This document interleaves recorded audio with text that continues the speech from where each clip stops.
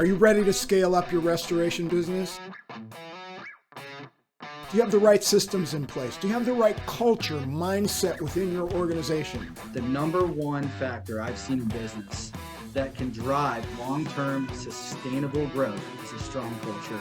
Is 2025 going to be the year where you experience explosive growth? How can we make more customers we have instead of always trying to reach out for new? Join us for the Restoration Expert Briefing with Sean Slatinsky on February 6th, 2025, scaling up your restoration business. Sometimes you need to step back and look and say, how can I make more out of what I have? You're going to get specific guidelines on the 4 key pillars to success to help you scale up your restoration A business. strong culture is driven through actions. Learn about how to manage cash flow to keep your company under control and growing at a steady, solid pace. Everything that we're going to talk about scaling businesses has been learned in my experience with the hard way.